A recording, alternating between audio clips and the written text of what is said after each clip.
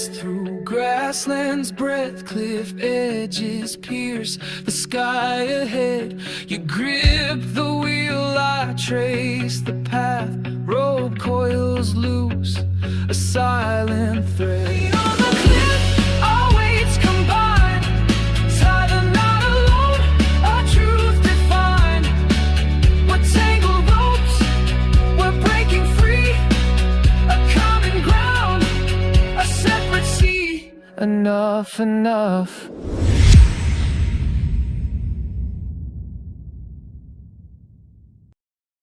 本节目由美团买药独家冠名播出，24小时看病买药，平均30分钟送达。本节目由999感冒灵赞助播出，爱人先爱己，暖暖在乎你。加入芒果 TV 会员，每周4、周5 12点更新，会员抢先48小时看正片 ，SVIP 额外抢先看下集。周3中午12点尊享爱人悄悄话，周6中午12点尊享会员加更版。进入智能电视应用中心，打开芒果 TV 电视端，大屏 4K 更清晰。华为用户升级到鸿蒙5.1，参与鸿蒙有礼免费领取芒果 TV 会员，抢先看《再见爱人》第5季。然后就很复杂，就不知道这个人到底是不是有什么状况才会爱我，还是不爱我？他开心才会爱我，不开心就不爱我嘛。复杂。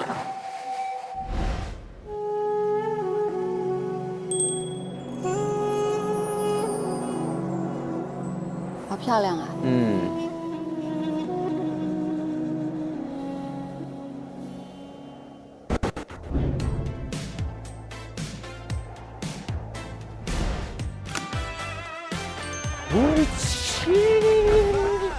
早安，得带给大家无限的活力。对。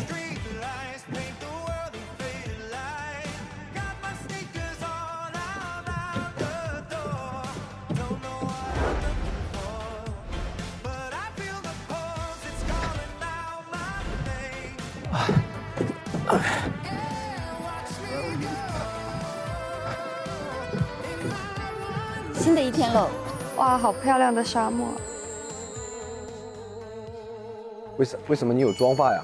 是我自带的。锤子，我能不能蹭一下？我也想帅一下。你要给他付钱。你的钱还不是我付的？哎呦，是哦。那谁付的？我的。你那哪来的钱啊？给我就是我的了。哎呦，给你就是你的了。那我不给你呢？那我不给你呢？那我就自己赚呗。你赚呢？我能赚呢？你怎么赚呢？我工作。你怎么工作呀？你看这放我真的要掀桌子了。你这是在这里说这话，我即将会不下车。没有在开玩笑。好。我最近已经记恨你很久了，你再这样不知反省，你就等着哭去吧。好，哭，大不了哭一场吧，总比天天哭强。我支持你，小豆。真的好美好的一天被你给烦死了，走快！我支持你，小豆。天天你在这儿拿捏我，还我下车，谁？我没有。那我也下车，就你能下车啊，我也能下车啊。不下，你下吧。你看他就是在赌气，是不是？你自己说你下。我即将会不下车。你天天拿这种事情来威胁我，天天就搞这些事情，我跟你离婚，你就没个好话，你嘴里说白了。什么我威胁你？从来都是你拿了一个威胁我。你刚刚自己说的。我那不是拿来威胁你，我是告诉你。我是告知你哦，你就告知我你要下车是吧？我不下。你刚刚自己说的，你怎么这个人，你是不是记忆有什么偏差？我即将会不下车，会不下车。他把这个意思搞错了。不下车代表分开。哎，你走开了，走开了，你一定烦。啊，你就这样跟我说话，你尊重我吗？你尊重我吗？你刚刚一来说那些话，什么我的钱怎么花，怎么赚？你怎么样？然后什么好过天天哭，那你就赶紧的吧，你不是天天哭的走。我不，我就不走，怎么着？啊，气死你！你现在很不尊重我，我不想跟你说话。哪个字不尊重你了？你给我抠一个字出来。我讲话这么严谨，你给我抠。你看，你这样尊重我吗？我给你画吧，要不然。挑衅。梁松会不会觉得自己在示好啊？到时候老师要重新画。怎么重新画？我画的蛮好的。可是你为什么要来给我化妆呢？我要你在你的身旁。你慢慢压进去吧，别打扰我，这给你吃晚上。哇，你这些对我的这些话是真是难听的，你是真强。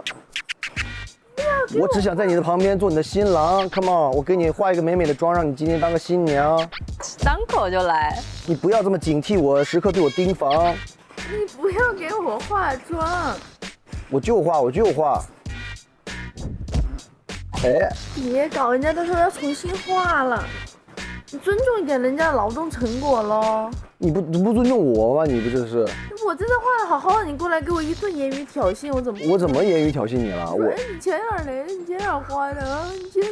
你自己说的，你自己说，哎，这是我的化妆师，你说你给的钱，你就这那的。我开玩笑，你就许你开玩笑，不许我开玩笑是吧？他是为什么？梁松以为自己在打情骂俏。我换个地方画。拜拜吧你。好吧，来老师，给我支棱起来，老师。这干嘛要这样？哎呦，我的天哪！哎呀，太无聊了呀！早上起来，没事，咱们这太闲了呀。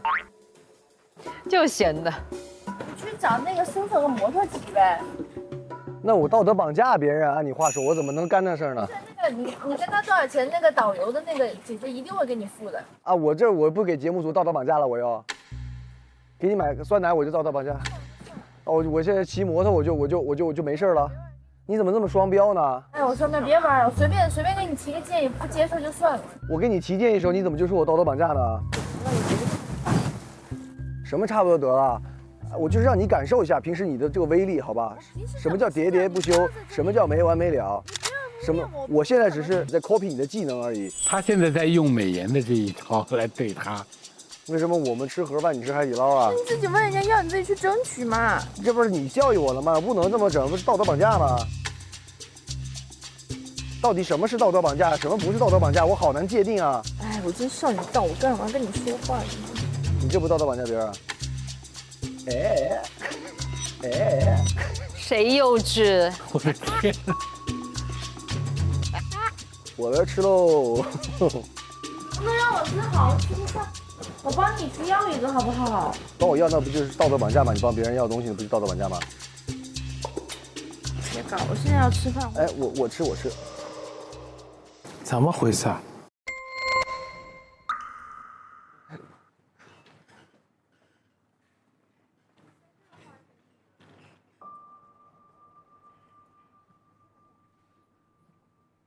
逗他玩一玩，天天欺负我，嘿嘿。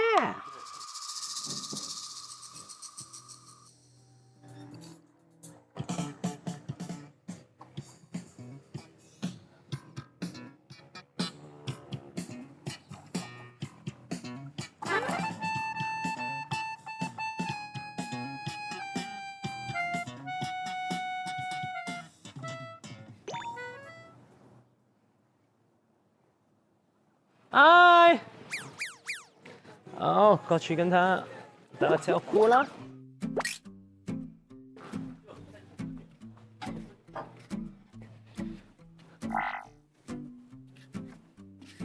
骆驼，1、2、3、4、5、6、7。呀，哇！他要练小腿，这都能锻炼，我的天！嗨，早晨，早安，早。有嘢午餐睡得好一點嗎 OK 啊。哇，你隻腳好似裂開咗一點點喎。那个谁？等你打招呼哦。谁的红袍啊？哦，非常好，試兩就試來啦。非常好。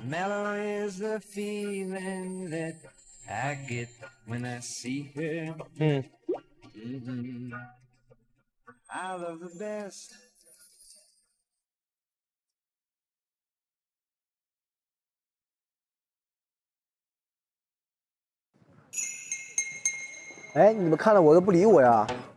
我刚准备过来跟你打招呼你就走了，你尊重我吗？你这太不尊重别人了吧？那你想想为啥？你觉得我戴哪个帽子好一点？大的。那个吧。就是他每一次讲完严重的话，他就会装作什么事情都没有发生一样。男生都是这样的啊，然后 S 也就过来找我是这样的。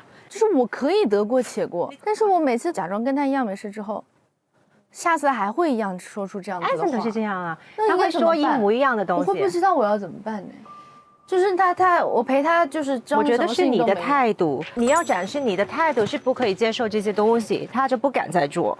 我有跟他讲，不是讲，而且你讲的态度也是可能更太柔小孩子和了的那种啊，对啊。反正就是你怎么看自己，你怎么对待自己，别人就是这样的对你。哦，你尊重自己，别人就是尊重你。我觉得，所以他看你还是会觉得你是小孩，不用那么的完全去跟你说话，要很尊重你。对。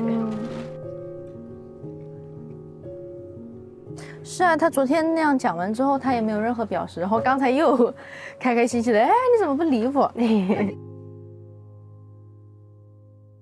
我们5点钟出发，我们去冲沙。面罩戴了没有？担心他的那个面头巾戴了几根？对，我们要在沙漠里面玩水啊，它里面还有游泳池啊。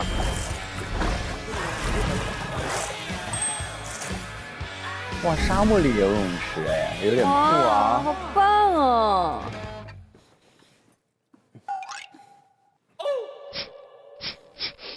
哎，你看他准备头巾啊，拿头巾了。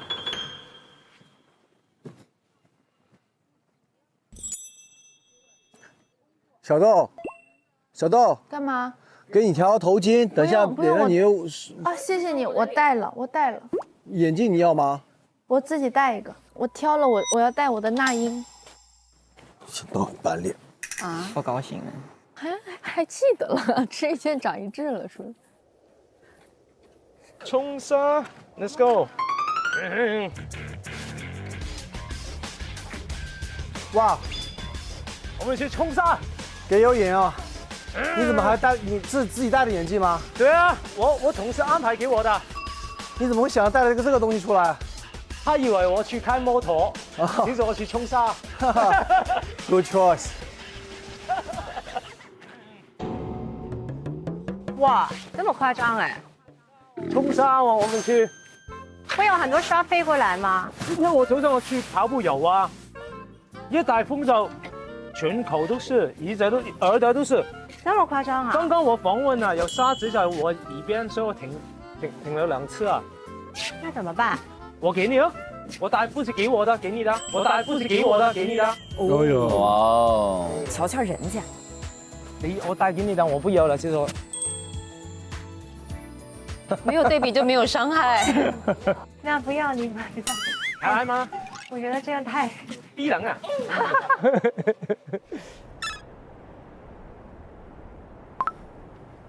我们直接上这个车吗？哦耶！你要开吗？你开啦，你开。这个腰包你得往前调一调，要不然它这个是包裹式的座椅，可能会有点硌腰啊。这方向盘好重啊！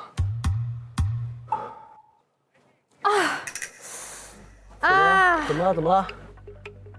又受伤了，又刮了手。烫到的泡烫到了划破了，我看看。划破了，之前烫伤的泡。哎呦，小心，没事吧？有没有创可贴帮我要一个？他应该是在给他机会说和吧。创可贴是吧？哎，导有没有创可贴啊？创可贴，你可以下车问一下。我下车他们也都在这里啊。你可以帮我要一个创可贴吗？我是在要啊。对，他现在要。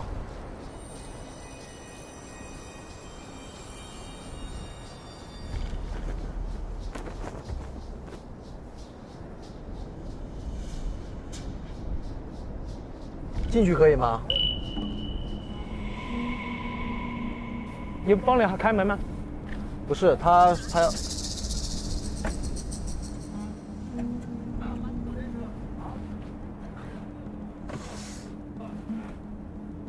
啊，一个就够了。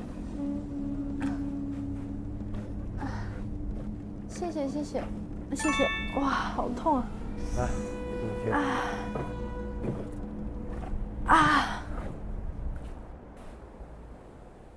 好了，谢谢。还有安全带系好啊，所有人啊。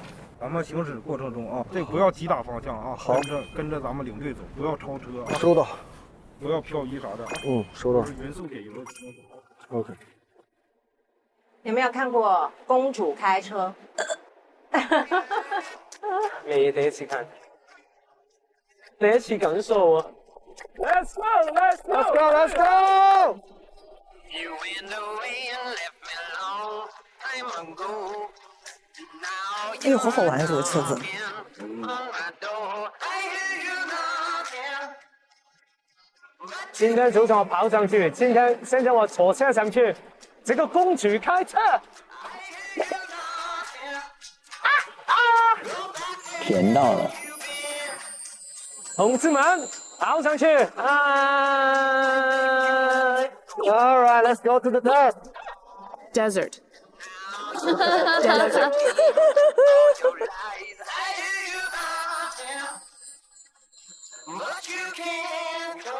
东北第一模。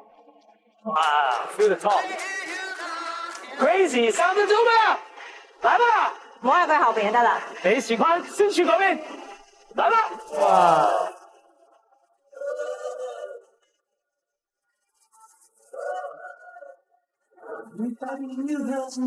演出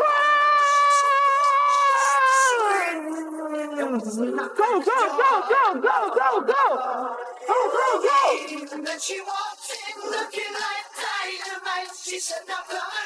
Come on, go go go！ 哇，诗画真的是任何时候都好优雅。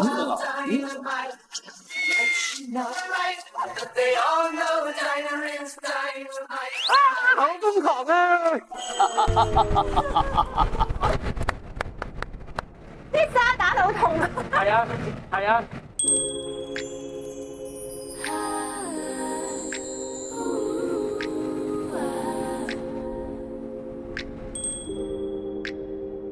你要唔要啊？你哋啊，我不用啦。我戴眼鏡。我呢個很大嘅喎。哇，好多老婆啊！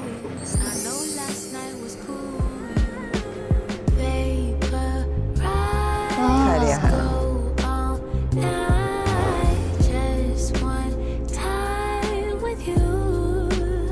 哇，好美！挺開心的，因為很美那個地方。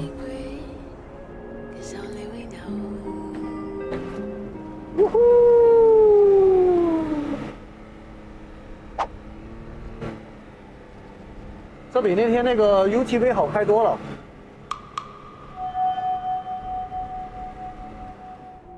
还是因为那个他的话的事情，他也没有好好道歉嘛，所以我也一直心里还是有一个边界的，没有说跟他那么亲密。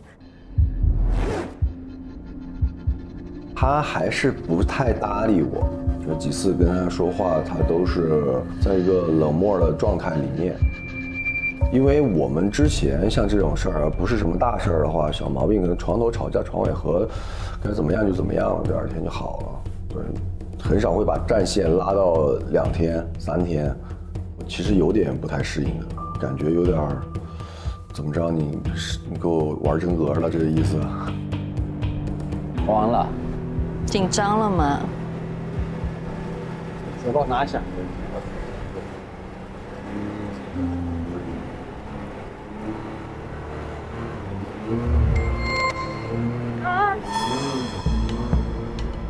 哎呦，梁松在干什么？不是说不要乱打方向吗？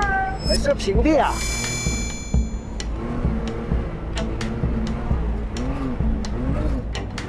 那我不想拿这个。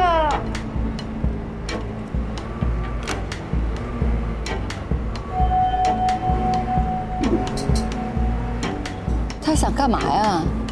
还是引起注意吧。就说不要急打方向了，不要猛给力。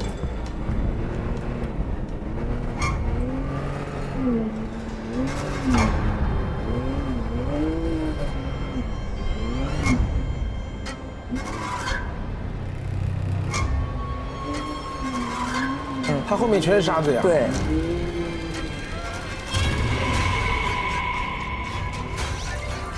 故意的吧？他在干什么呀？ Yeah， 放屁放屁！啊！这真的有点危险哎。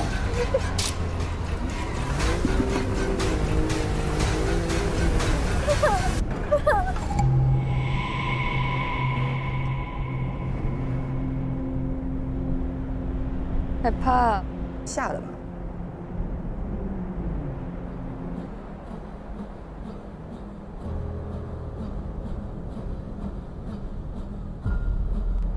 肯定害怕的呀。不要放手机了啊！别想着急啥的啊，这个特别容易翻。好，跟着走。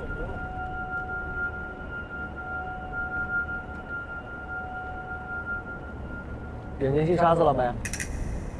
不要再那样打了。好。上次我在银沙滩也是开这种车，他还让我们在沙漠里面冲坡，蛮爽的。梁松是想让何美妍理他，用一些怪方式引起对方注意。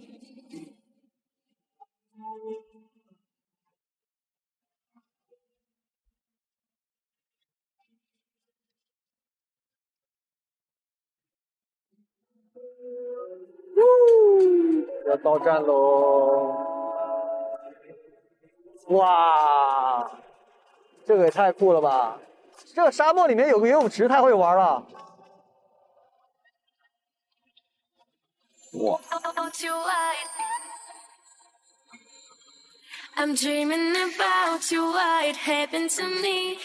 哇，沙漠游泳池。哇 ，My God！ 哇，这个太梦河了呀！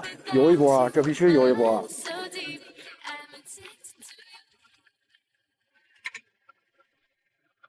我帮你开门。不需要。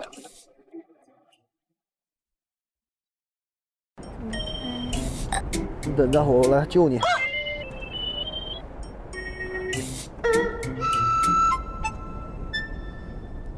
小心啊，小豆。哇哦！现在有个泳池，太有意思了吧？小豆，你游吗？走，换衣服去吧。走。姐姐不会吗？我皮肤过敏，其实我忘记了，我应该不能游哎，因为腿不行。你可以游哎，我没所谓啊，什么都可以。我的天哪，太服气了！这才是救生员啊，这个才是救。对啊，走比较慢嘛，跳比较快嘛 ，Come on， 来吧！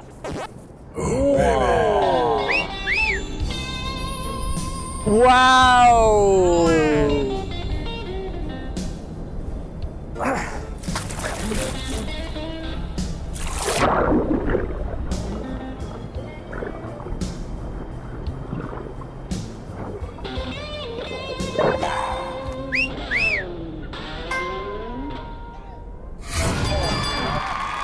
来了来了，还比赛？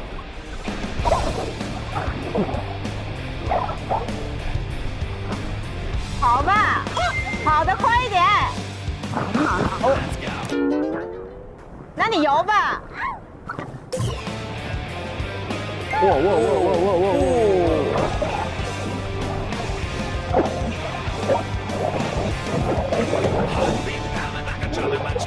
这会儿应该配个体育解说。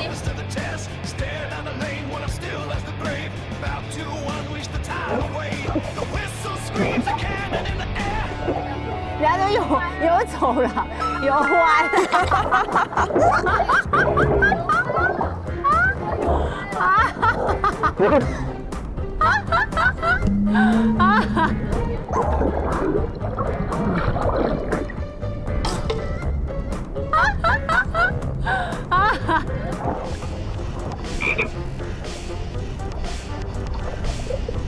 宝啊！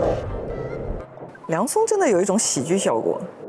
我来感受一下这里的水，就不会的。这个水很浅，跳下去。好冰啊！你要快一點，因為咁樣仲冷啊！太凉了，我踩唔下去啊！太冷了。你落去會唔會就唔冷噶啦？我覺得好凍啊，太凍啦呢個水。誒，誒，你冇穿啊！我來聽你。謝謝。哇！我可以推我吗？这个就很适合和你童话般对的。你先往自己身上淋点水，然后让自己身体适应一下这个温度。我不想洗头。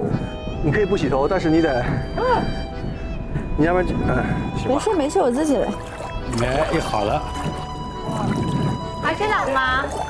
好了，其实适应一下就好多了。我上半身运动一下。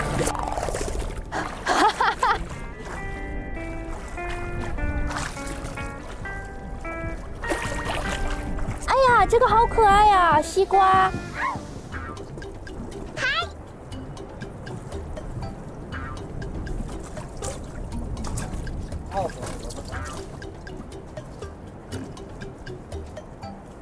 你肯定要掉下去的喽。哎呀，好冷！你干啥了，小宝？你被游泳圈攻击了是吗？这几个游泳圈是不是欺负你了？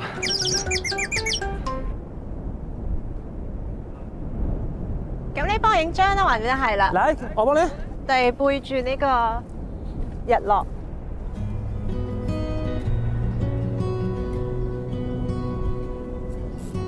哇哦，1、2、3，出片了，哇哦！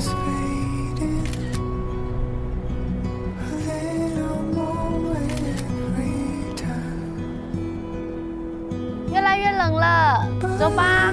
走。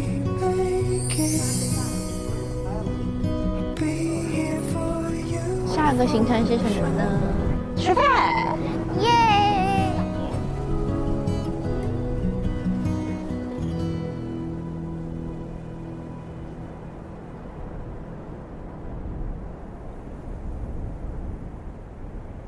本节目由美团买药独家冠名播出，24小时看病买药，平均30分钟送达。本节目由999感冒灵赞助播出，爱人先爱己，暖暖在乎你。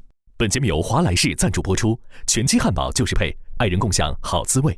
本节目由爱他美领益赞助播出，超400倍母源自护熏。蹲现场，10点半开抢，用动感地带芒果卡重逢热爱，直达现场。我觉得我应该去给美团买药打广告，什么意思嘛？我要看看你该吃什么药。不知道吃什么药，就上美团买药，24 hours 的问医生，30 minutes 就能送到。看现在有需要。您好，您的美团买药。谢谢。美团买药，24小时看病买药，平均30分钟送达。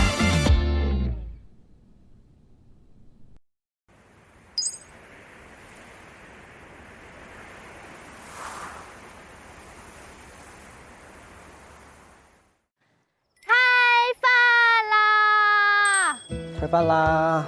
请入座，一起吃饭。哇，月亮！来吧。哎呦，吃饭吃饭。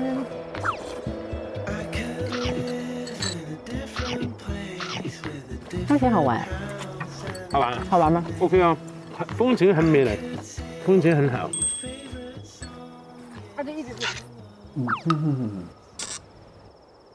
你们够吃吗？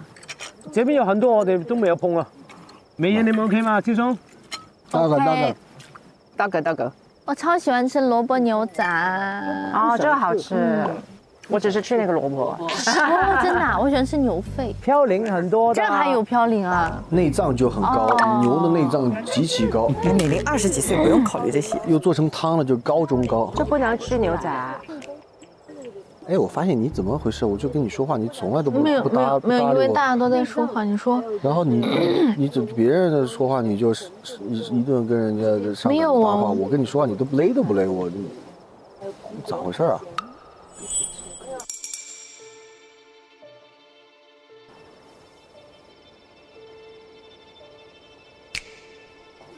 我没有看过这样的颜色的月亮，好特别。这颜色特别，而且它很大。是啊，平时都在那边。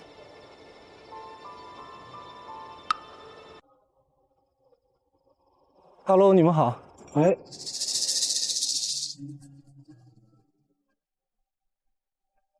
哎呦。Hello， 你好。哎，您好，我自我介绍一下，我叫李松蔚，是一个心理咨询师。李老师，不是你的错，你生病了，你很清楚，其实你是真心的希望他好，所以你才想跟他复婚。你又想放弃，你又觉得不能放弃。你未必是需要另外一个人，但是我觉得你需要另外一种生活状态。对，你好像把你自己心里边的你的愿望给放下了，你的愿望只是为了成全他。你越稳定，情绪越平和，对这个社会来讲，你就是一个越有用的人。但是呢，很多时候其实情绪是站在我们这边的。李老师，雷老师，梁松见到磁带里的人了。对，我先介绍一下我今天来的目的。因为其实你们的旅途差不多已经一大半了，所以可能你们现在也会有一些感受啊、困惑呀、各种想法。因为马上你们就要去做一个最后的抉择，所以就是我会在这个时间点在这里，就是想陪你们聊一聊，看看在过去这10几天里边，你们会有一些什么样的想法或者感受可以去梳理。你们俩没坐到一块儿。刚刚发生点不愉快，他就坐那儿去了。好的。我应该跟梁松有过一次交流。哦？你有发过一个录音带？有专线哦。您就是李老师对，就是我。哦，对，我有回答过你的一个问题。对，李老师。哦，就是你录的那个音。我的大恩人，我没认出来。对，因为我这个人，我记数字、记名字都记得不太好，我只记得是李老师，我没把那个录音带里的李老师跟这个李老师对上号。对，录音带里面听起来他是一个专家嘛，我想可能专家的那种概念，对吧？你有个胡子，穿个白大褂，然后头发带点白，就没想到是本人是一个年轻人，文质彬彬的啊，跟我年纪应该差不多大左右。那太好笑了，这个人。李老师，你好，我可能需要一点点时间来稍微了解一下你们这些天的情况。好，那我想先问你们俩，问2位有共同兴趣爱好的最年轻的 couple，就是你们俩有没有通过，比如说过去这10几天的旅程，会对于对方就多一点新的认识或者新的发现？假如我们打一个分，0到10，我们来打分，0分就代表着说这10几天，我对他没有什么新发现，我觉得他跟我以前认识的那个人是一样的。10分就代表着是我对他有一些颠覆性的认识，他完全跟我以前想的不一样。所以如果用一个数字来表示，0到10。可能4、5分吧。4、5分。我给9分。9分。颠覆了。哇，这几乎就是颠覆性的认识，是吗？我还是先听听4、5分的认识。其实4、5分里面大部分可能还是不太好的方面的发现。比如说呢？真实说，可能会觉得说，哦，我原来在他心里位置这么低。你感受到了他对你的一些不重视，可以这样说吗？算是不重视。还有别的吗？比如说，你身上没有一点我欣赏的地方。还有昨天说的，就是有问题问说，觉得我在这个家里付出多少，他想来想去，反正总之意思就是我没有任何的付出。4、5分里面还有一个原因，也是我发现他确实也像大家说的，我俩都是小孩。我以前对他更多的认知是觉得，哇，哥哥好厉害，是有仰慕和崇拜的成分的。那现在发现他其实也没有那么成熟，对他的认识更客观了。你现在才觉得他不成熟？梁松同学，你有听我给你的录音带吗？有听。我没事就拿出来听了。对，他会说我理解，然后就只是这样表达。我觉得他也不一定在理解。那还听真是。所以就是那句话是你昨天跟美妍讲的吗？你觉得他没有付出？看他怎么着吧了。其实，这样说有点断章取义了。我前面是有很大段的，我说肯定，他作为母亲，作为妻子或者是儿媳，在家庭里面的这个重要性以及付出，他前面可能就没有听见。不，我听见了，前面的这些是对身份的肯定，但是我实际上做了什么，你的意思是否定的。那我还是先问问梁松，你觉得对美妍你有9分的重新认识？首先就是以我对他的认识的话，他其实是一个非常 I 的一个内向的人。他这次来可以跟就是姐姐们挺愉快，然后包括聊天啊什么都很顺畅。我们因为24小时在一起，然后可能没有太多机会去交到新的朋友，所以我就没有看到过他有这一面，他有这样的一种能力。对，第二个点就是他这几天跟我讲话的时候，频繁的有提到，至少是2次以上，就说这样我就下车。我今天想离婚的心又多了一点。一下午说我的什么都没做。你继续在这里说这种话，我即将会不下车。之前是我们吵架的时候，当然他也讲过这种点，也是一个气话，对。然后你现在发现这不一定是气话，对，不一定是，这不是一个气话，他是有在认真的在想这个问题的，这个是一个点。所以你的那个9分的新认识，很大一部分是因为你发现他在自己认准的一些事儿上很坚持，甚至有可能会危及到你们的婚姻。对，因为这是一个大事情。所以梁松，我要告诉你，就是你对美颜的这个认识是非常准确的。人们是有可能会离婚的，是，因为我之前只听过你的声音，我有一个印象，就是我在声音里边听起来呢，我当时想象当中应该是一个很憔悴的样子，因为当时他在那个语音里边，他的求助是那种就是觉得自己已经快被逼到不行了，很痛苦。这一切东西又是一个莫比乌斯环，我是真的没有办法。但是其实我刚刚看到你的时候，我发现你的状态很好，然后你刚刚的表述也很清晰，你比我想象当中那个声音的主人好像要更阳光。4年多了，我们一直都是在一个封闭的这样子的里面自我消化，外面的这个壳很硬，突破不了，里面的压力一直在增大，就像一个高压锅一样。我们2个，我相信这个情绪都一定是对等的，我有 feel 到多少，他一定也是 feel 到多少，所以是一个很窒息的一个痛苦的状态。当然也有好的部分，时不时的也能散气儿，但是那个压力，他可能好不了多久，他又会再来压上一回。是我们就是反复的压散气儿，压散气儿的这个过程中里面。我能感觉到梁松是一个非常好的人，同时他也是一个现在非常绝望的人。然后我就是有一个问题，老师，你看你教给我的那些方法，我觉得是很对的，但是我现在有一个问题，就是我知其然，但我不知其所以然。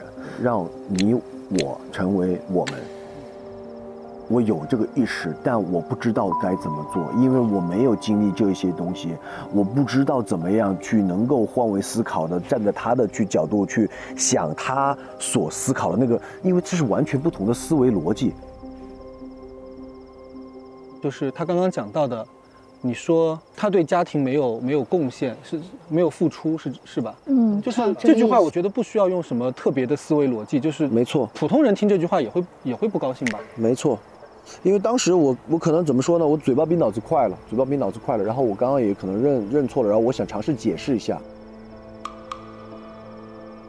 我其实觉得，如果是一句气话，可能你需要认错，但是如果是嘴巴比脑子快，就代表着那有可能是你心里边的认识。是，有时候你很快的说对不起，你就听不到后面的声音了。没错。所以你可以先不忙认错，但是那是一个你看到的事实吗？我想知道。我的想的家庭付出的东西可能稍微狭隘了一点，可能就是想的是说 ，OK， 那在家里你承担了多少的工作？你是说什么？你是说家务吗？工作，你的意思是家务吗？不只是家务，因为其实更多是小孩子，还有经济，主要这3个方面吧。我觉得这3个加起来最多占50%。我其实觉得家庭付出最主要的东西是你自己对你自己的负责，你自己的个人成长，你自己成长起来了，家庭才能成长起来。我是这么认为的啊。我没有觉得这个好或者不好，我要确认美妍不舒服的点在哪里，因为她感受到的跟你看到的不一样。是的，常常因为不一致而吵架。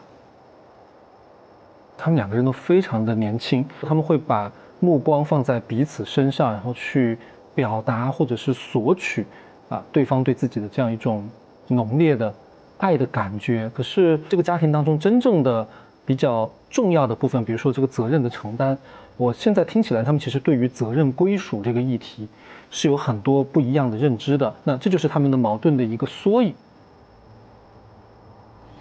那我觉得我们先把这个问题放下来好不好？先放一放 ，OK， 因为我们后续其实还有一些环节，可能会让你找到想要的答案。OK， 好，诗画和安森，你们两位还是刚刚那个问题，就是在这10几天里边，你们对对方的认识，诗画，你觉得你对安森的有多少新的认识？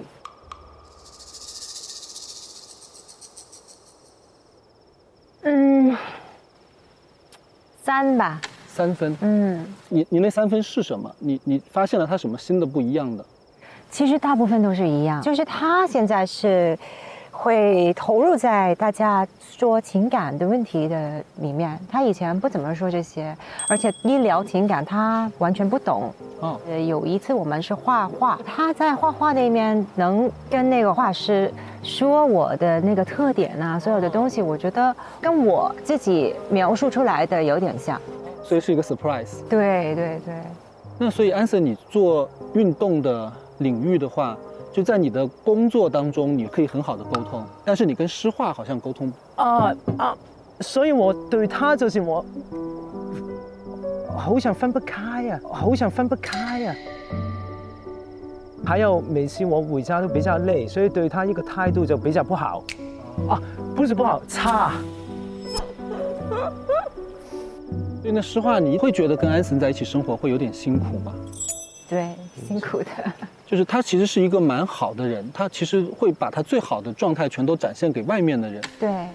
但我觉得他其实他对自己，因为如果他对自己是很严厉的，那他就有可能会对自己的身边的人也会有一些严厉，或者是对，就会让你有压力。对，是的，有的。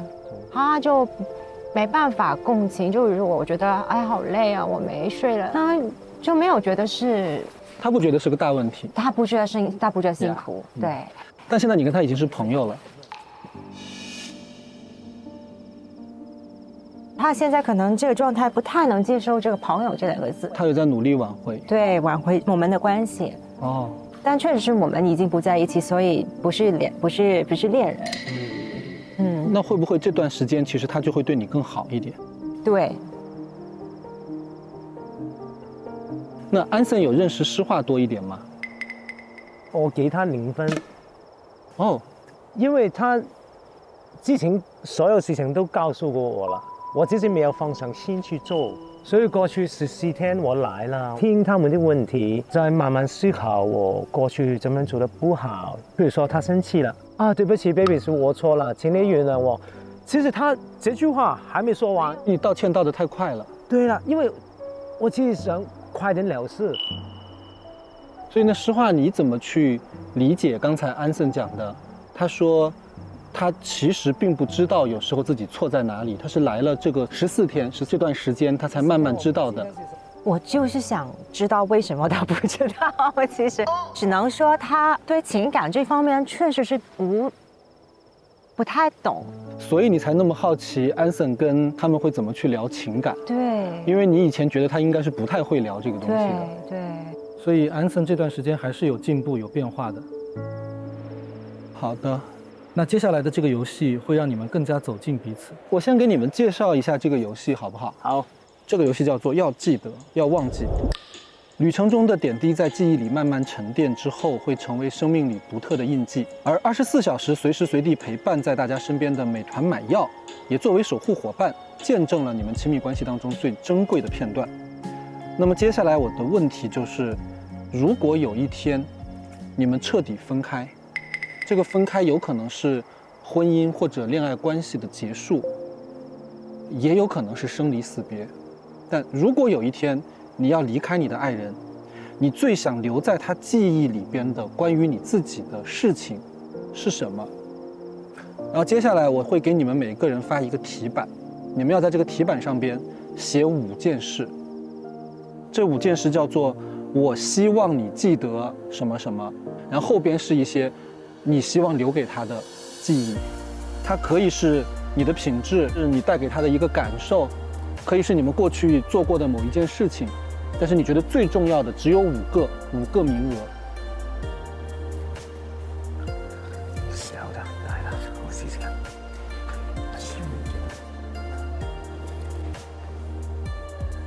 你写的好快啊！我先把前面几个字都写了。我希望你记得1、2、3、4、5啊。哦，你要这样写。我有我的方法吧。好了。好的。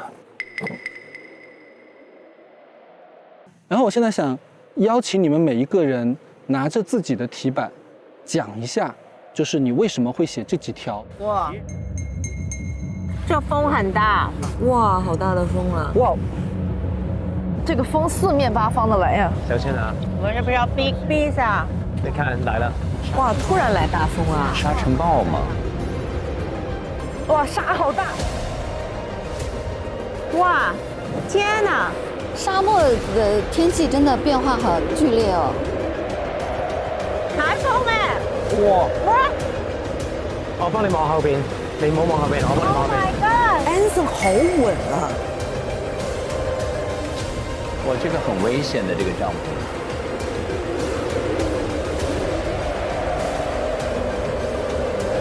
主要是沙子，老师你捂住。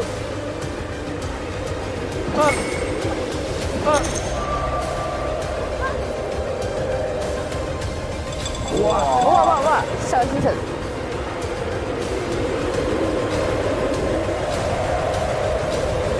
哦，上去吧。先回去帐篷吧。哇！哎，不去这里，去哪边？去这边。天啊！哎，去这边。这个当然不安全了，有大树吗？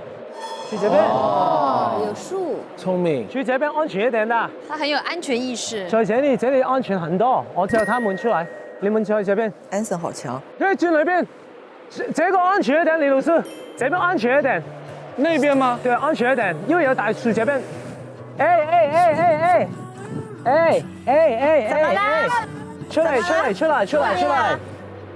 去那邊，因為你頭有大樹，去嗰邊。小心，慢慢。哇 ，sorry。哇 ，Anson 又闪光了。闪光了。得啦。你戴个帽子吧。哦，我有这个。你像我这样的围一下。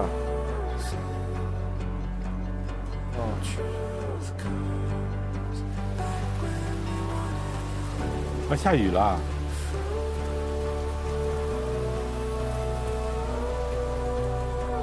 我係燈樓下得㗎，不要帶燈樓上啊。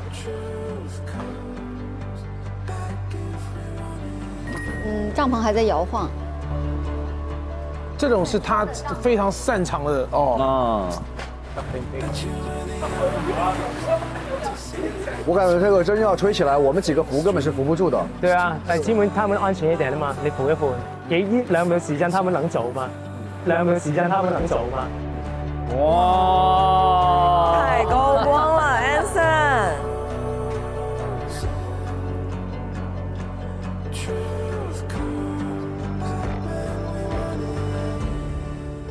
老师们，我们趁着雨小，我们转到旁边一个室内的地方去。好，来吧。好。这个风停得这么快，刮了一场大风，下了一场雨，现在你们来到了一个没有床的地方，没有风，没有雨。那我们就开始吧。好啊，先从Anson开始吧。第一个我希望你记得2019年我们在夏威夷Honolulu，我们订婚做过什么？潜水，还有看鲨鱼。所以那是一个你们很满意的一个 engagement。其实是我定的，我要求的。对，他要求的。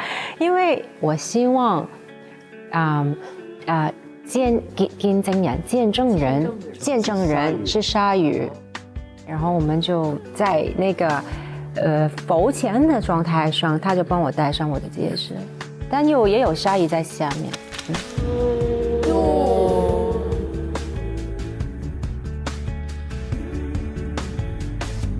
肯定会记得这个。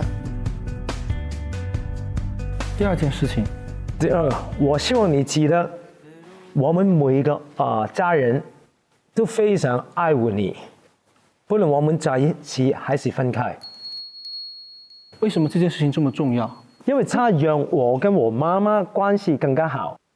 因为我还记得我小的时候吧，我还是觉得我妈同我哥给我多，我通常都是被打的一个。我哥反馈就他们都打我，我妈妈的妹妹，我哥哥犯错，他们又打我，然后我常常想又关我事。中学就没有这样感觉，因为我去夏威夷了，然后我大了，去美国了，哇，原来我妈几關心我們兩個都是一模一樣的喎。小的時候，我爸爸對我兩兄弟是非常嚴，他嚴就是不能做壞事，所以常常被打。譬如說 ，OK， 我爸我媽回來了，我哥在外面搗蛋了，他叫我去找我哥，我不知道我哥在哪，然後就先打我。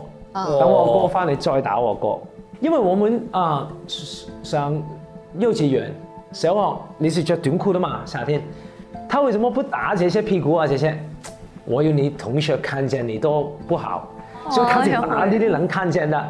我是初中三去美國的，我走了很多年，我走7年了，沒有回去香港，因為我家我媽我爸也不是很有錢。所以我跟媽說，如果我走，我不會來了。中間我不會浪費你錢，我不會來了。所以就是都緊張的那個時候。走了7年沒有回過家。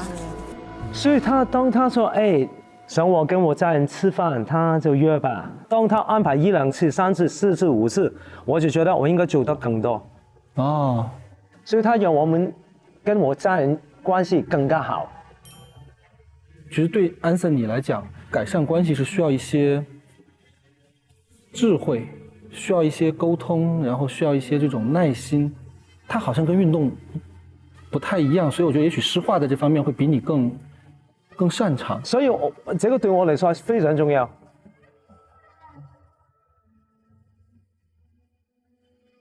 好，我們聽聽你的第3件事。好，第3個，我希望你記得這個去洗手間。是這樣說嗎？是這樣說嗎？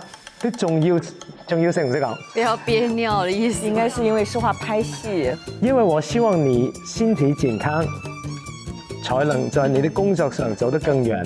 去 Oscar， 很偉大。我猜想，其實你們在這一條裡邊要聊的真的不是洗手間。這句話的背後，其實是你希望他的身體健康。我有的些學生是演員來的，都是女生，他們就是因為這個問題看醫生，所以你很擔心詩畫也會遇到這樣的。對，因為我跟他見面的時候，有時他會都說：“哎呀，對，忍一忍，不去了。”我希望他去洗手間不用忍嘛。安森他會直接向你表達他的關心嗎？不會這樣說，通常都是比較訓話，比較強，就不好聽。沒有共情到我的感覺，或者是對。人有的時候很簡單，人有的時候去表達自己的一些處境，不管是洗手間也好，或者其他的事情也好，比如說一個人他早上起來，他說我不想上班，他可能在那一刻他只是希望他旁邊的伴侶，就是跟他說那不上班沒關係啊，就是偷偷懶也好啊，就是可能只是想對那個情緒做一點回應。情緒。但其實有的時候。尤其是男生很容易跳過這一步，就直接說你如果不去上班，你就沒有工資，你就會失業，所以你現在必須得起床。就是會給他一些很正確的建議，但是那個正確建議可能就會讓對方覺得不舒服了，就是你沒有看到我現在的那個處境，我只是有一點疲倦或者有點難受，我想說出來。沒有共情，說的不同角度，說的不一樣。溫柔一點。我只是在想，其實可以用更簡單的辦法传递这个信息。我觉得你只要告诉诗画说，我很挂念你的身体，我不希望你生病就好。你要不要对他讲一次？我很关心你的身体，我不想你生病。安森这样讲的时候，你会觉得比刚才那样会好一点吗？会好一点，没那么搞笑了。搞笑。我认真的。安森学到了。理论心理这个方法，我会记住这个方法。他很真诚的。OK， 下一条。好的，第4个是，我希望你记得我们所有开心的时光。所有开心就可以了。就所有。安森，如果在所有开心的时光里边挑一个，你希望诗画记住哪一个 moment？ 我们跟我小阿姨最好的朋友，她是我生日伙伴，她的女儿一起玩。我们在她家，我跟她一起抱起这个女生飞来飞去。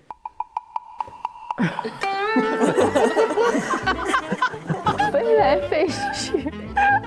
对，真的是飞来飞去。你想我现在是一个跟别人有关的事。你不开心吗？姐？我不是不开心的，我没有想到你想，就是比如说我走了，我不在这个世界，或者你走了，你想我记得我们就。我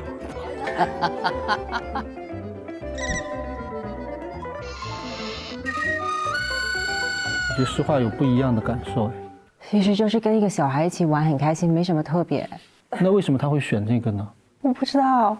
我觉得很开心，因为我觉得我好似有个女儿这样。他可能也想跟你有个孩子。对。这个是其中一个很好的 moment。你可不可以讲一个最 special 的，就对你们来讲最有意义的？2019年8月19号。那个已经写过了。我送他这个戒指。我觉得是最 special 的，最对。但是诗画也说了好几遍这个戒指不开心。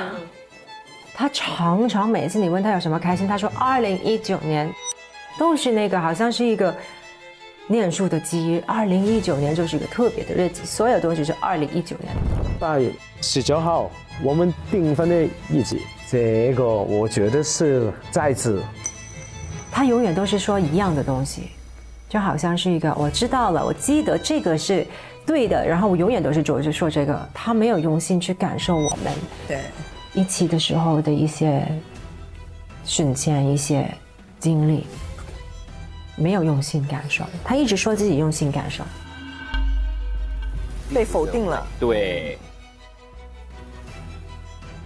诗画，我猜有没有可能，安森有点把刚才的这个当成了一场考试。哇，好厉害！他有点在用他的大脑，但不是他的心。对他其实一直都是用他的脑，没有用他的心。所以他在思考什么是正确答案。所以他根本不知道，没有用心感受什么是让我开心。好，你先不忙说，我待会儿会让安森去讲。但是我现在先听安森讲下一道啊。我希望你记得你去到哪里，或者什么时候，我都想你开心。这样。他最重要就想要他开心。这是一个祝福，是不是？不管怎么样，你都希望诗画开心。我觉得诗画收到了，因为你刚才我们俩在躲雨的时候，我有问安森他有没有过心痛的感觉。他提到了他心痛的时候会有像被针扎。安森，这8个月里你有痛的感觉吗 ？I feel hurt about how I treat her, right? The way I treat her, right? I feel hurt. You feel hurt? I feel really hurt. So how's that feeling? It's just like the needles punching to my heart. Wow. When I got this feeling, when I saw the pictures, the iPhone 弹 ，iPhone 会把那个 picture 推到你面前。对，这个感觉来得很快的，很快的。那个像针，像 needles 扎在心里的感觉 ，How long？ 有些来得短的，有些来得很长的。所以你痛的时候，你会做什么 ？I look at more pictures. You look more pictures, make you even more painful. Yeah, more painful. 刚才恩森很有人情味耶。所以现在我想换一个问题问你，安森，你会有什么时候会感觉特别特别的开心吗？他开心我就开心。你会知道开心是一种什么样的 feeling 吗？先不要去想那个场景，闭上眼睛，先去感受你心里边很开心的那个时刻。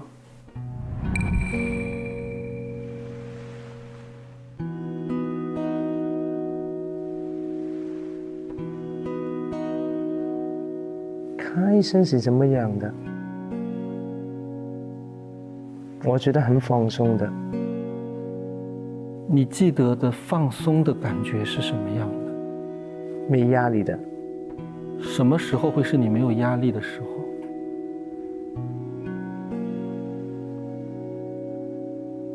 每天早上我训练完之后，还要睡之前，在这些没有压力的时候，诗画有陪在你身边吗？有。当我起来工作的时候，他睡在我旁边。我工作了之前，我出去了，先亲呢個Jenny。对。诗画，安森，如果他希望你记得那个亲一下的感受，这挺好的那个，这挺好的那个。我记得他亲我，然后我会恶心一点点，但那个时间确实是很甜的，就是知道他出去了，然后还是想亲我一下，这个感觉真的很好，很开心。因为看他收拾的时候呢，他很像一个懒猪啊，小懒猪。对，这很甜啊，没有平常大家见面的，很可爱啊，这样的，揽着一个枕头这样，很可爱的，对我来说，它很软啊。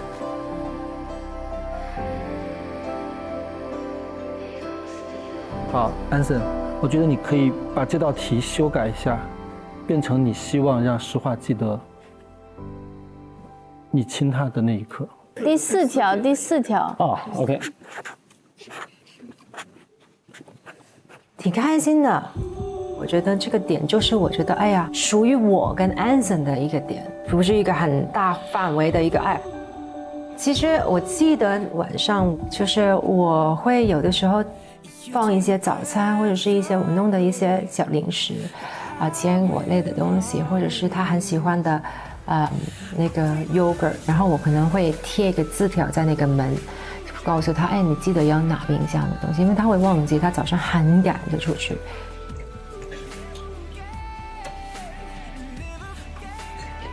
然后他拿完了，他就会回我一个字条，然后就会画一些公仔啊这些东西，然后就放在桌子上，让我看到就说谢谢，然后就说爱你啊，怎么就。你每次看到这个小纸条是什么心情呢？觉得好可爱，觉得他好像个小孩一样，好可爱。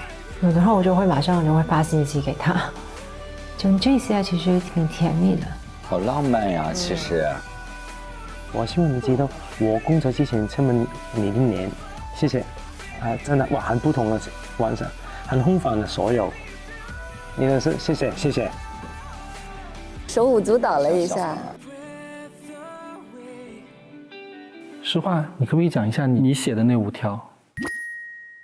第一个是一样的，我们在夏威夷订婚的那一刻，一样的。然后第二个就是，我希望你可以记得有一个家的爱和温暖。就是我们搬家了，就是我们自己住的一个地方，然后他那个时候在美国，然后我就把他其实所有的东西也搬到那个家，就是窗帘布啊什么都已经弄得妥妥当当了。他回来，然后他就觉得很开心，终于可以有自己的一个，就是我们的一个家，挺温暖的。其实，我记得。现在那个家在，就我自己住了。你自己住了？是变成我的家了。然后下一个就是。我希望你记得2019年我们订婚的那6个月就是他改变了，然后变成很细心啊，很照顾我的那6个月，他还之后就慢慢变回去了嘛。所以我希望他也可以记得，他是有能力可以让一个人感到开心幸福的。你坚持了6个月，然后你坚持不下去了，这次你能坚持多久？我不怕累，我用时间，我用心，我去明白。终于说对了，你用心，不是用技巧，不是用方法。我知道，我希望记得我所写的。Go back to study, then I can remember things, right? Then I can apply. I apply with my heart.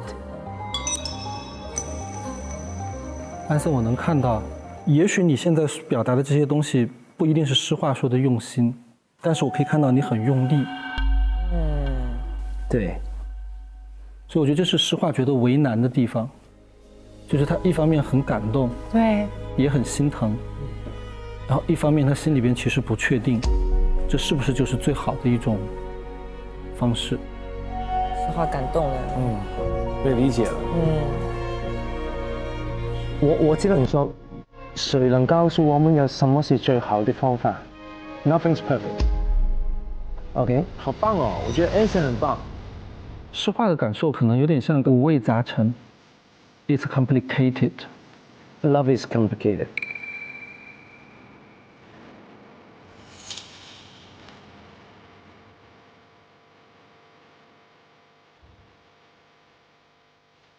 所以我一直都有问我自己一个问题，就是我是不是爱错人了？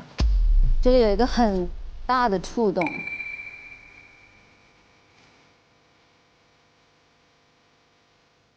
好难啊，好难去判断。如果他不爱我就简单了，对吧？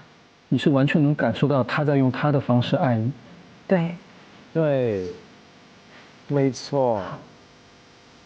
继续。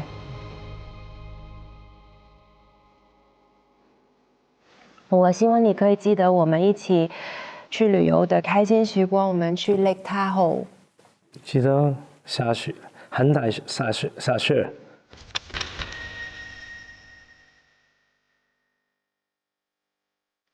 哎呦，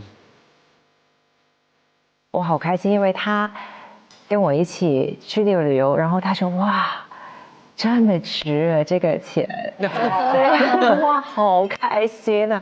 哇，这个酒店好好啊，然后滑雪是滑到酒店门口，然后就马上可以休息，然后他就很开心，很开心，好多很美好的回忆，我们还拍了很多照，然后在山就是滑雪停下来，然后在那个山上就做那个 push up。是他走，不是我走，是他。叫我去做 push up， 但我觉得很开心。对啊，这个是我觉得是要留下的一个记忆。安森，你看，我觉得诗画它是能够去分辨出你的开心，还有包括你特别开心、你特别享受的那些时候。而且我觉得在你对诗画的了解里边，你只会去说他开心。你没有办法去分辨什么时候是他真的特别在里边感觉很好的时刻，有些时候可能只是你自己觉得很开心，但是可能诗画的感觉就是 that's okay。所以你要去分辨他真正很 enjoy 的时候。老师好厉害啊！用力记了一下。好，下一道。我希望你记得我们为什么会分开。这一条是让他帮助最大的一个，也是最惨的一条。因为我知道这个对我来说非常有效。我觉得他如果可以从我们的一个分开，让他可能觉得心痛，他可能就会有动力去学习，然后他变得更好，他变得更共情，更打开自己。无论将来是我还是别人，他肯定接受的爱，给出的爱也会更多。你知道怎么爱一个人，对方也就是知道怎么爱你，大家互相的话，我觉得他最后是可以找到他想要找的幸福的家庭。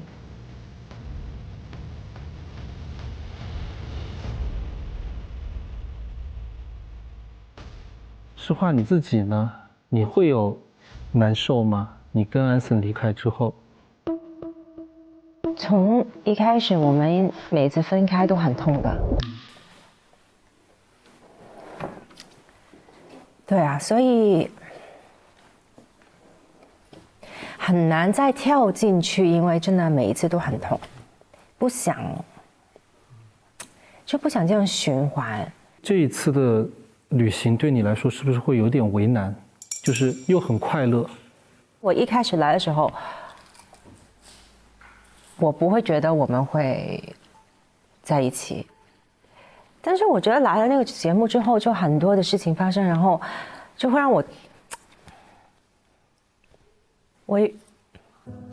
为难了。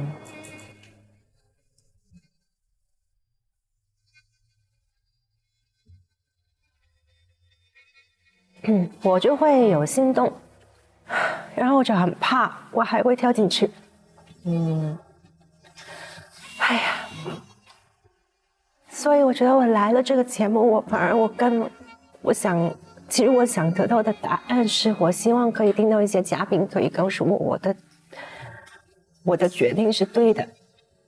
但是我听到他们这样说，我也觉得又觉得心疼，就好矛盾。我们两个一起这段时间这几天很开心，就让我记得我们就是一起最开心的时间。但是清醒理性的我。就不可以这样，更难了。我可以问你们俩一个问题吗？我想知道，安森在过去有过生病的时候吗？去年1月30日7月十字韧带，对，断了。我还在做 push up， 我这脚没有碰地的。我还在做俯卧撑，我现在还是短的。哇！我团了这里，我现在都团的。我能够说，我给现在每一个人都跑得快，跳得高。It is a real power, my real power. So what about the opposite of this? 我的大赛是，就是很多人都觉得不可能做得到。我 I prove people wrong， 不关任何事，是我给我自己的要求。I will do this all day, every day。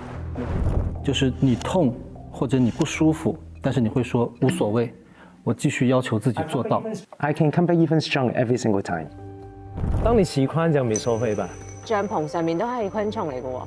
冇所謂，鯊魚冇所謂，太陽很曬冇所謂。你看我睡哪裡都可以，好與不好從來我冇所謂。好狠啊！這好狠。安森，如果你躺平了，对你来说会怎么样？为什么要躺平啊 ？I come back even stronger。所以，即使在你全身都动不了的情况下，你也不允许自己躺平。这个对我来说，我学了这个叫斗志。所以，其实安森最对不起的人是他自己，最对不起的人是他自己，是自己。那我就是他会对他自己，有的时候很残酷。实话在这个时候，在你身边会觉得有点接近不了你，因为他可能没有那么大的力气，会辛苦吧？这点我知道，也挺辛苦。当你老师跟我说我是对自己最残忍的，我觉得他说得对啊。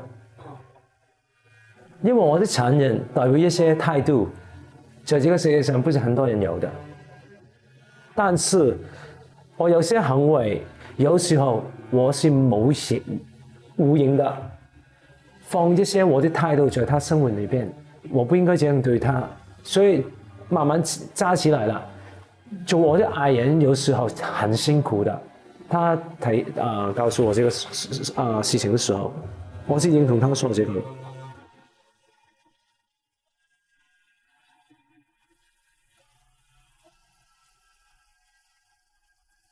那接下来我们进行要记得要忘记的第2步。如果随着时间的流逝，你的爱人忘记这其中的4件事，你希望是哪4件？请用红笔划掉。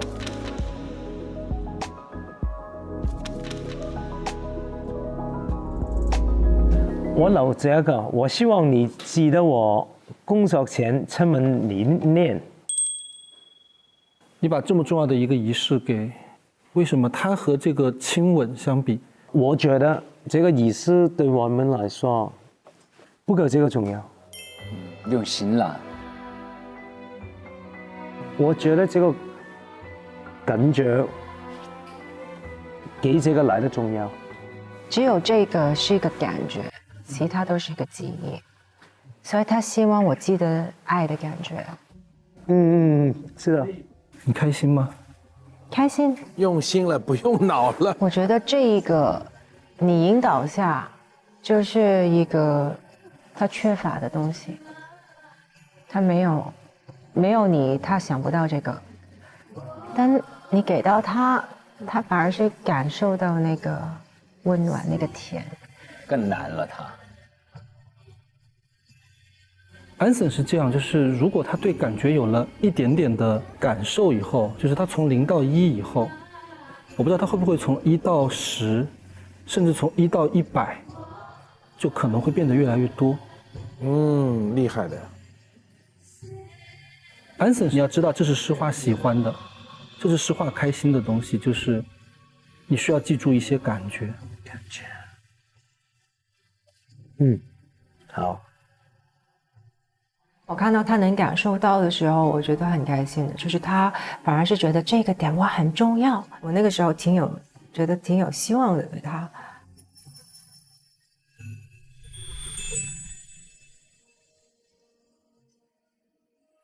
诗画，你最后留下的是我们为什么会分开？因为这个，我觉得对他反而是最大的，可以帮助最大的。你最后希望安森留下的痛的感觉，是痛的感觉，因为痛的感觉会让你有动力。因为我觉得我都离开了，他记住我有什么用？你记住我，你只会觉得想我，或者是有不开心。那我也不想他不开心啊！我希望他有没有我都好，我希望他可以活一个很幸福、很开心的人生。我觉得这是爱，这是爱。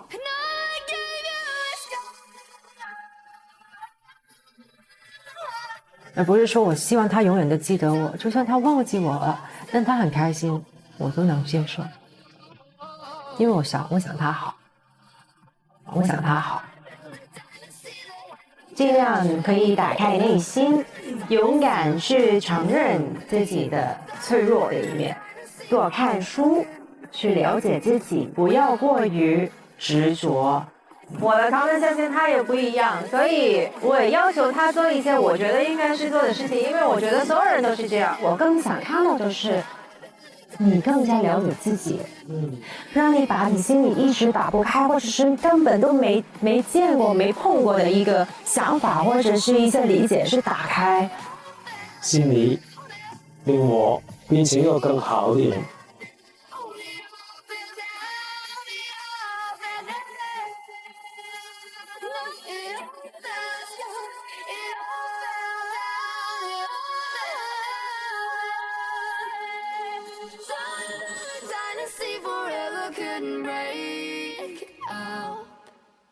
安森，你有理解到诗画最后给你的这个礼物吗？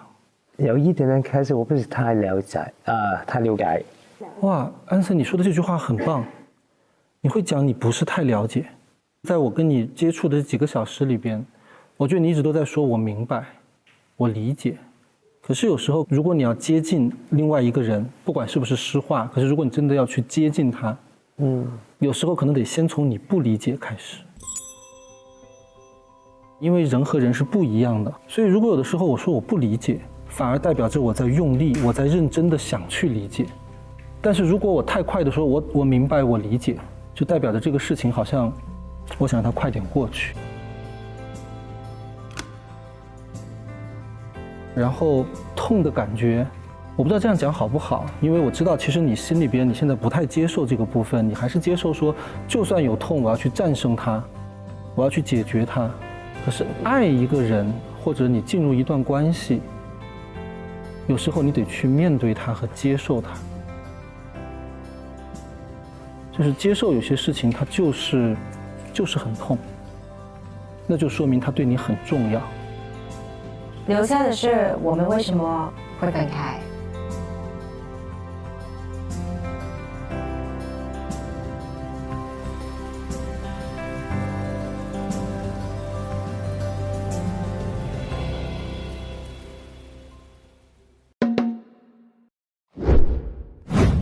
唉，哇哦，蛮心疼的那感觉，久久沉默，感觉就知道结果，对，又觉得好可惜好悲情哦。李老师好厉害哦。李老师好厉害，李老师每次来都得说哭几个。对对，最后刚刚那一趴，Anson 你说这个很好，Anson 说我不理解的时候，他马上做一个即时强化，我要给你一个超级强烈的正反馈，让你在这个地方铆个钉。对 ，Anson 呢，他说英语的时候好像一个不同的人，他用他熟悉的语言，我觉得他更能够表达他自己。他打开了，他才会。今天 Anson 有太多高光时刻，包括他跟李老师对话的时候，你看以前他是有一点表现的唯唯诺诺的。哦，你说的对，你说的。他今天李老师说这个，他说 ，No one's perfect。对。然后他说这是复杂的，他们俩之间呈现的是让人看到有一种就是说如此相爱但是难以相处的这样一种。你看着心里很难过。对，好像 Anson 也是第一次在这个聊天当中提到他的成长过程当中，家庭给他带去了一些影响。他去找不到人，回来也先打他。哥哥犯错也是打他。对，而且裤子遮住的地方不打。会不会就是他一直想要表达的，他要呈现出来的斗志，是因为原生家庭的影响，他要有这个斗志表现得够完美。他有一个点其实是真的是相似的，就是哥哥错了也要打他，谁错了他就说这个也关我事，又关我事，所以他内心他一直有点在猜答案，从小到大都是猜答案。所以因为他不知道他到底哪里错，所以他是一直被，就是家里给他的信号就是这个什么也跟我有关，所以他跟诗画相处的时候也会是那种反正是我先承认，然后再去猜答案。我觉得那个行为逻辑和跟他的成长就很像，配得上了，很像，感觉一直在看人脸色的感觉。对，就看你的反馈我再给一个，好像所有的东西都是他不知道怎么就这样了。虽然他是笑着讲，其实小男孩挨打也是创伤。当然，男孩子长大了，他都不太能抱怨说这个事情对我有影响，因为那是他成长时候在判断这个世界的依据。所以家长以及所有的这个过往的所有的动作和经历，都是他在判断这个世界的依据。哎，我其实想问，你们小时候被打吗？男孩子们？被打。我爸还是蛮传统的。那长大之后，你心里面会有怨恨吗？我觉得父母对你的打这件事情，我反而没有什么太大的怨恨我反而觉得他们不听你说的话，对我内心在表达的事情，他们轻描淡写的过去了，不在意我的表达给我带来的那个创伤会更大。因为打完男生他没把我打死就好。但我现在我就觉得，就是我想起来都是该打。没有，你也没有异口同声说该打了，对吧？突然我觉得有两个妈妈在跟我说话，你知道吗？但是我们对打的那个理解，随着这个年龄长大会不一样的。我觉得像 Anson 呢，这个我们不能用原生家庭决定论。就我觉得他不仅是挨打这件事，他们家送他去夏威夷读书是付了代价。他这里其实有很大的自己的责任包袱的，然后他发展出一种斗志，他自己叫做斗志，他自己很欣赏这种斗志。然后这种斗志呢，一方面表现对自己很严酷，但他的很多自尊自信是建立在这个斗志上，就是斗志使我与众不同。而且他是靠这个斗志使他的事业成功了，既得到了社会的承认，又那个自己内心有一种自信。但是今天好的一点，他意识到说，这种斗志是我骄傲的时候，但是我跟爱人相处的时候，如果下意识的、没有经思考的就这样来要求自己的同伴，这可能会造成伤害的。他今天非常清楚的意识到这点，我觉得他是有共情有认识提高的，挺了不起的。今天我觉得我对 Anson 有点另眼相看。对。那是不是说明，如果 Anson 他定期可以去接受像李老师这样的人的心理咨询，他会不会就变得越来越好？我觉得这里就是李诗画流泪的原因。原来李诗画更多的是在怀疑说，他现在的改变是装的还是真的。他如果是装的，我就应该跟他分，但是我过去就选错了。对呀。如果我现在选不跟他分，那万一他又是装的，那我未来就错了。他原来的纠结是我怎么选都有错，但是今天我觉得李老师的这个工作和 Anson 的这个变化，让他意识到 Anson 有可能用他十足的诚意，全力以赴的做一些自己不舒服，但是我要为你吃所有的苦，我可以为你做一辈子。但是这一刻，诗画可能觉得我不想看你为我这么苦，我很心疼。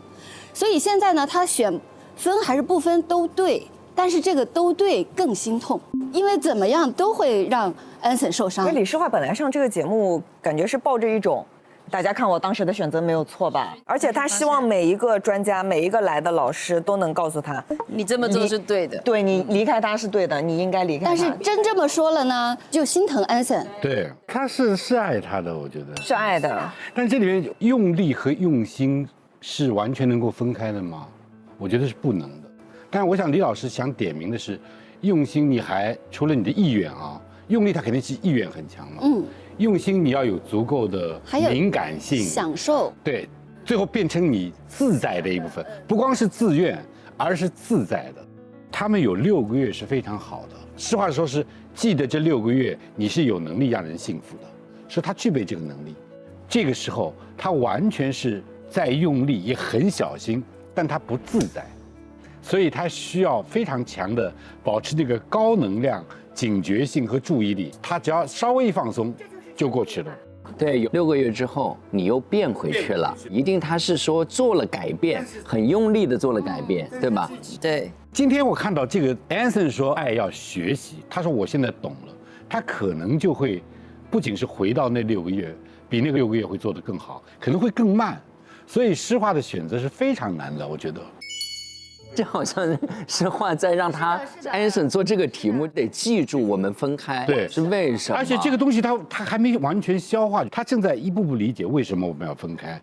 他只说啊，我对你不够好，不够用心啊，你忘了什么事情？但他在消化，其实他爱诗画，诗画是一个具有高度敏感性的，是他匮乏的。他比他多走好多步。对，柏拉图就是说。爱是爱我们没有的东西，是匮乏的东西，所以我觉得这个对他来说特别向往，所以他会像针一样扎。李老师他也说了，我有感觉到 Anson 有得到1分，可是1分到100分这个时间，就是诗画得读的事情。其实诗画是留了一个期待给他，对，就是我希望你痛，因为痛可以刺激你做。下一次才会做。对，诗画说的最痛的话就是说。最重要的是，我知道他爱我，所以我才这么为难。他说，如果他不爱我就好。我来这个节目之前，我觉得不会这样的，想不到走着走着走着，我又看到了他的好。对，经过李老师的提问 ，Anson 最对不起的人是他自己。你觉得 Anson 理解了这句话吗？他听到的时候是有点很惊讶的，也挺复杂的，因为他正是。通过对不起自己而对得起自己了，他对自己太苛责了嘛，但是他又同时成就了自己。但李老师提醒的是，在你成就自己的这么很用力过度的这种历史当中，你会留下一些后遗症的。就Anson可能就会留下这种粗糙啊，或者不敏感啊。他不能让自己敏感，敏感就舍不得自己了呀。对，哪舍得自己对自己那么狠，对不对？他过于高度自省了，他很习惯从他自己的身上找原因，所以他不能原谅自己，所以不能共情别人。他切掉了自己的痛，他也就切掉了别人的痛。这个真的厉害。我觉得他如果不对自己这么狠，他会觉得他对不起自己。对。所以他觉得是对自己狠，是对自己好的一种，这是唯一的方法，而且他成功了，就是。是的。Anson 为什么会把自己逼得这么，就是逼到绝境呢？斗志，让自己成为一个完美的人。对，会不会跟他从小父母对他太严了，然后他又通过自己的斗志获得了成功，这等于是他学到的成功的经验。我最好是不要感觉一切。那事业上由于这个不感觉，又有了好的反馈。感情上也是正反馈。过去8年，诗画一直跟他在一起啊。就是虽然有很多的不满，只要离开了又死命的追，就能追回来。这一切都在强化我这么做就是好的、对的。历史的创伤加上后天的补强，就越来越强。这一下我也更理解诗画每次谈起，比如说手术这些事情的那个眼泪，我觉得这个不只是委屈，更多的是挣扎。就是我知道他为什么这样，但是我又分明真的很委屈。我都不知道该怎么体会这个东西，我该怎么理解它。这个他自己韧带断了，他都能搞。每个人的事情，每个人自己搞定。我想诗画是非常理解他这一点，才会这么犹豫不决。对诗画讲的有2种，一种就是他不用那么费力，天然就跟他合拍的，用不到教；还有呢，就是这个像 Anson 这样的人，他开始有点木讷，养成系的。你们觉得哪一种更好？哎呀，可能要看时间，花了多久时间把它养成。是因为实话说，爱错了人嘛，那个对的人是什么呢？其实对的人当然就是那个基础啊，可能好，但是你发现没，要的基础蛮多的。一个人要有自己的上进心，有视野，要忠诚，品格要好，然后还要有情趣，还要共情。对，还要共情。有一些要求可能是基底的，但是可能都是对的人就是养成的呀，彼此养成的。那是极个别的那种天赐良缘啊。对啊，缘分跟运气，就像中彩票一样。所以诗画想通过分手让安森成长成那样的人，他自己也是通过那个分手成长成今天这个样子的人。对，爱不一定要在一起，真正的爱就是一起走过，都成长了，然后彼此还怀有善意。心如，你和你先生之间觉得一下就合拍了，还是说也存在养成的这个过程，或者磨合的这个过程？我们的朋友的基础很长，一开始也没有想过会在一起，就认识10年，就是异性朋友能够当那么长的朋友，是要有一定的欣赏的这个基础在里面的。一开始也没有想过会在一起，就是可能在之后的某一个契机点上，不知道怎么样就对上眼了。谁先看上谁的？10年以后？没有啊。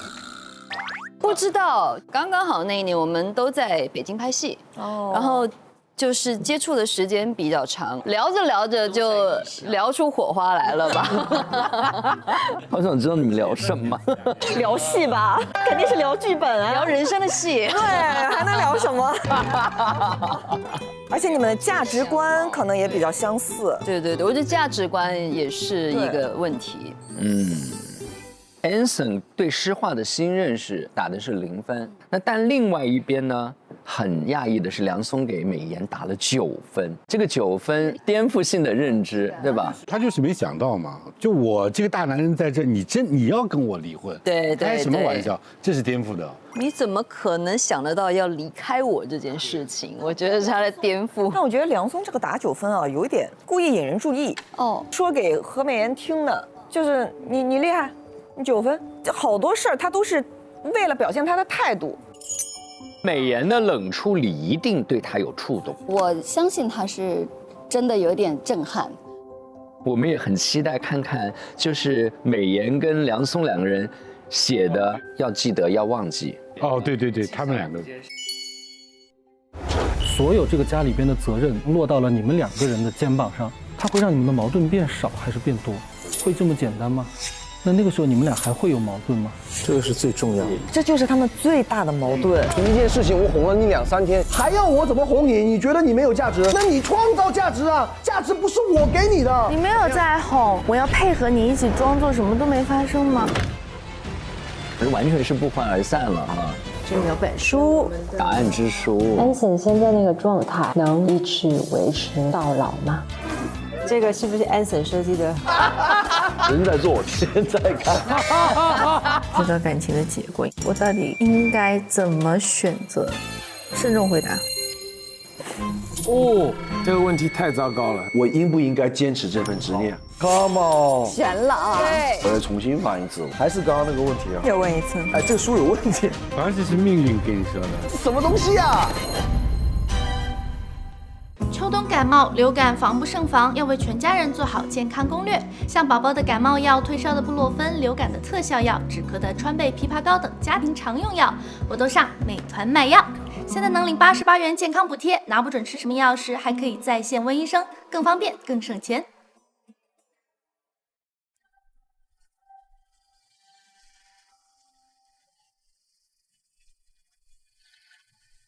滴滴答答，时针一响，都很冷酷。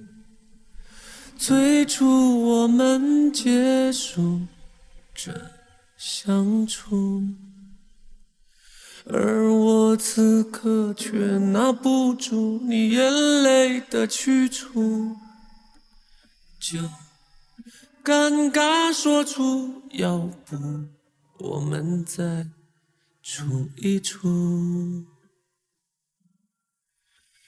我想我也可以和我的宿命耍赖，这一次别太快，太快承认我们的草率。我的世界经得住你10000次毁坏，我之外你别再做的所有承诺又被时间一一打败，谁不是小孩？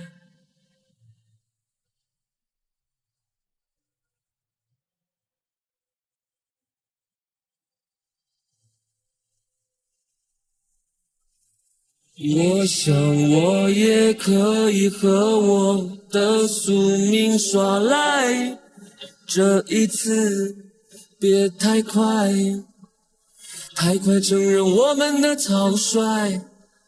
我的世界经得住你10000次毁坏，我之外你别再做的所有承诺又被时间一一打败，谁不是小孩？